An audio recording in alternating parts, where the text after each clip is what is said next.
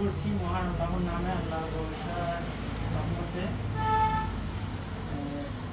সত্যি করে কি 9 তারিখেই, গত 9 তারিখে, নভেম্বরের 9 তারিখে হয়তো পৃথিবীর থেকে আমি বিদায় নিতাম, কিন্তু আল্লাহর রহমত এবং আপনাদের অশেষ দুয়ার মেহেরবানিতে আমি বেঁচে গিয়েছি আমার মায়ের স্টোর থেকে।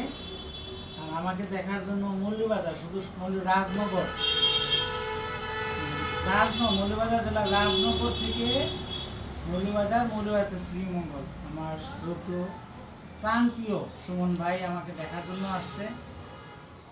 আর যখনই খবর পেয়েছেন যে আমার রক্তগ্রহণ হয়েছে, মানে থাকতে পারেন নাই, শোনার পরে উনি ওনার মন থেকে মনোনুভূতি নিয়ে আমাকে দেখার জন্য আসছেন।